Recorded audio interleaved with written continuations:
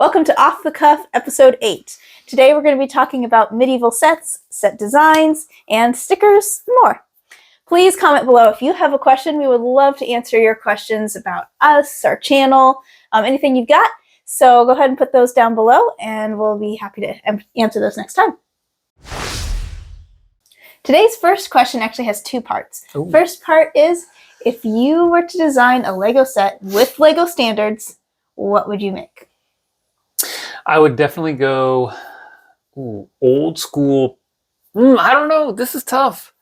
Because my initial reaction was gotta go medieval something, but we've been spoiled with so many great medieval sets as of late that I think Lego's done a good job of giving us some of that. Then I thought immediately Lego Pirates, but Lego's done an okay job with that too. We had the Eldorado Fortress last year, and then a few years ago we had the Pirates of Barracuda Bay idea set. I might still go with old school Pirates, but I would love one of those old pirate forts, like the Rock Island Refuge from back in the 1990s, or even all the way back to Forbidden Island 1989.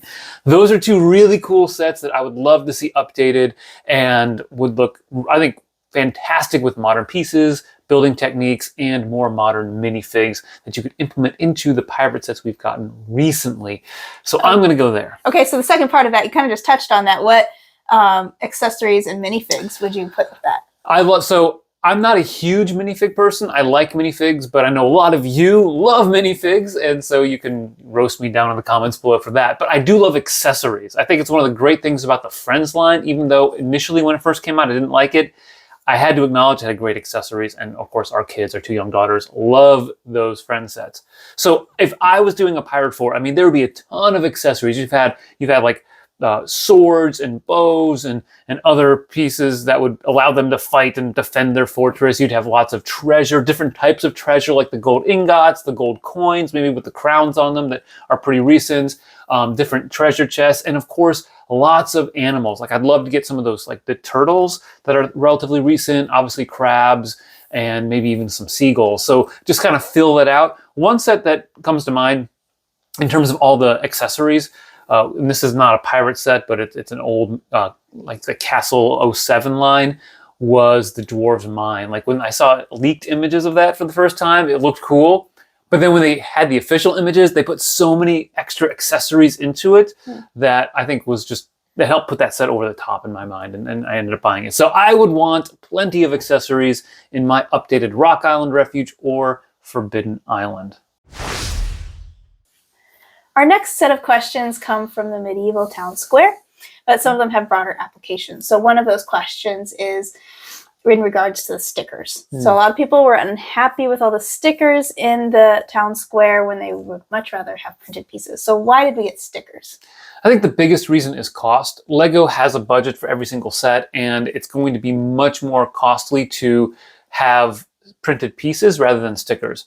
Now, it is disappointing. I think a lot of fans look at a set like the medieval town square, or even Rivendell, even I think the big Razor Crest, the UCS Razor Crest, which is $650 or whatever it is, has stickers on it, and you wonder, why are you putting stickers? And I think, the problem is, of course, for fans, that you're spending that much money on a premium set, on a premium product, and you have to apply stickers. And we all know applying stickers can be difficult. Like they're sometimes a little crooked. Sometimes you'll note that the colors don't match. Like the dark red sticker on the Razor Crest doesn't match the dark red of the bricks that are on the set. So that's a problem as well, or maybe the Venator and the Razor Crest and some of that. So that's a problem, but Lego is looking at cost. And if they're going to set a budget for a set, so $230 for the medieval town square, they're going to try to give you as much as they can and compromise on areas that they need to. So it could be that they have stickers in some areas while they have printed bricks in others. It could be that they use on the interior of models very bright colored bricks that you're never going to see, that are just cheaper to produce, or they have a lot of excess numbers of, and so they'll put those in there because it'll be just a little bit cheaper, and they can maybe do something else like adding accessories, or maybe better minifigs, new prints on the minifig torsos and things like that. So I think that's the biggest reason. I don't hate stickers. I don't love them. I've gotten pretty good at putting stickers on sets, as of the kids, because you got to put them on. Yeah. And I actually went through a phase years ago where I refused to put stickers on pieces. Like there were sets I would buy, the Winter Village sets, and I was like, I'm not putting stickers. I like that 2x2 reddish brown tile, and I want to be able to use it for mocks, and therefore I'm not going to put the sticker on. Now I tend to put them on in part because I do reviews on camera, and so it makes sense. But Lego has gotten better at it. So one of my favorite sets when I was a kid was the Motorcycle Repair Shop, and it was from like the 1980s, and it had two panel pieces that had this long sticker over them, and as soon as you broke that, like, it just didn't look good anymore. No. And Lego doesn't do that anymore. Another thing that Lego should stop, but they haven't, because they did this in the Snow White's cottage, is putting stickers on rounded pieces. It's much harder to put a sticker on a rounded piece than it is a flat piece. And so Lego, I'm asking you to not do that in the future. You did a pretty good job for a while, and then you decided to ruin that with the Snow White's cottage. But that's, I think why a lot of fans don't like it, but why Lego does it is, of course, cost. And some pieces will be printed, and sometimes you're going to get stickers, and it could be a combination within that, like in Rivendell, which did have stickers, even though it was a $500 set. Yeah, and the price, some people have said, well, I'd be willing to pay, $10 more and not have stickers, but it's a little bit more complicated than that, because the price isn't so much that it's more expensive to print on the pieces, is that it's more expensive to have a new piece, which the printed piece then becomes a new piece, and they've got to store it in bins, and then they have to have space for the bins. So it's a little bit more complicated than it just costs this much to print on a piece. Yeah, and another big thing to think about is Lego, anytime they print something on a brick, they want to be able to reuse it. That's why some pieces are going to be printed, and it might be a new print in a set. It could be like a new acorn print or something like that on a 1x1 tile, but they know they're going to reuse it, and they're going to have the opportunity to reuse it in multiple sets. If you look at the Medieval Town Square, I'm not sure what other sets are going to use that printed tile from the tapestry shop that has all the 1978, 1779 Lego sets from Castle on it. I don't know if they're going to have the wanted poster for the Wolfpack Bandit, in that set, available to use in other sets. They might be able to, but it's kind of a stretch. And so I think as Lego thinks about production lines, they want to look at how often can we reuse pieces, incorporate them into other sets, and that way they can get the best bang for their buck while still giving us, really cool printed pieces in some sets, even if it's a combination. So it's a trade-off every time. And they might have done some market research and said, okay, we had a $400 Lion Knight's Castle. So the next big castle set isn't going to be $300. It's not going to be $350. It's going to be $230. And they did market research, and that market research could be wrong. People might have been willing to pay $240 and get more printed pieces, but they gave us the Medieval Town Square. I think it's a fantastic set. I gave it a 9 out of 10, and I would definitely take more medieval sets. And if they have to compromise a little bit by having some sets with stickers in it, so be it. We had another question along the same lines. Like, if you're not satisfied with the set, should Lego provide like a patch set? This is something that Lego fans have asked for a long time. Like, there have been times when people wanted like extra levels on a modular building. Like after the Cafe Corner came out in 2007, people wanted, okay, could you just give us like an extension pack for the Cafe Corner? Could you give us, an accessory pack or something like that for a particular set that we have? Or maybe, an expansion pack for a building, that could add on to it and make it more complex. And I think the simple answer is not really, because Lego is only going to produce a certain number of sets per year. Now, to be fair, the number of sets Lego produces every single year seems to be going up. And, they might go from 100 back in the 80s and 90s, including all the little minifig packs and whatnot, all the way up to close to 1,000 different products they released in 2023. So clearly, they're putting a lot out there. But I think when they plan out strategically a line, they're thinking more about, okay, we're going to have this set and then that set, and they're not going to waste an official set on an expansion pack or a fill-in pack to close off the back of a set or to add more levels to a modular building. I wish they did, but I understand why they don't. So they shouldn't from a business standpoint, but from a fan standpoint, they should. Yeah. Now to qualify that, Lego has shown the willingness to take risks, and they've added sets that we wouldn't normally think of to the repertoire through ideas or through just kind of the 90 years of play. Fans might want a big castle again. Let's try that. Rivendell, I think, was an example of that. I watched a video. I'm not sure if this is 100% true, but Lego kind of issued a little bit of an ultimatum. Like, we're going to put out this amazing set, and if you want more Lego Lord of the Rings, buy Rivendell at $500. And I think people went out and bought Rivendell. So they're testing the market maybe with some of these one-offs, such that if they did add an expansion pack to a particular set, maybe if it sells well, they would do more. So if you like that concept and Lego ever puts one out there, by all means, get it. Like, I wasn't a huge fan of the Lord of the Rings BrickHeads because I'm not a big BrickHeads fan, but I also know that I want more Lord of the Rings Lego. And so I bought that set as Julia kind of glances at it over there.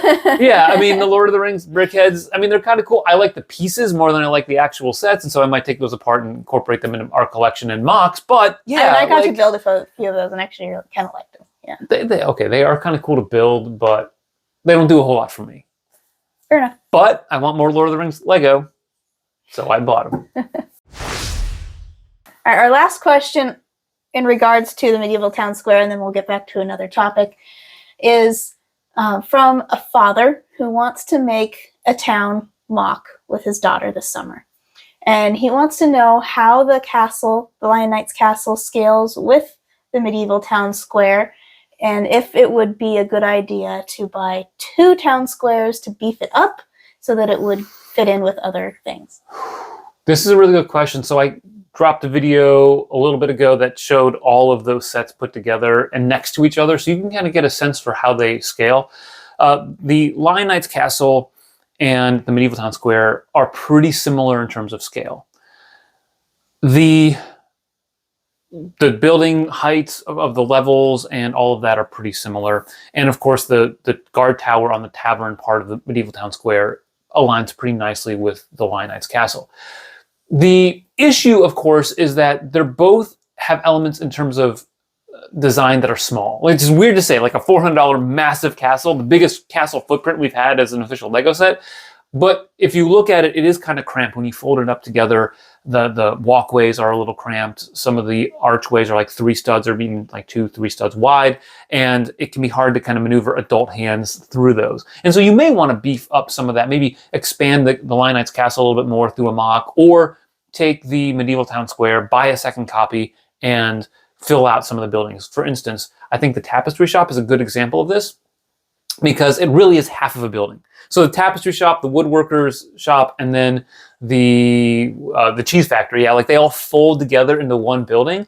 And I'd love to be able to separate them and have standalone buildings. And to do that, I think, you could get away with having a couple pieces, relatively few pieces to close off the cheese factory. The woodworker shop, if you kept it that narrow, you could close it off pretty well because you can make the floors modular.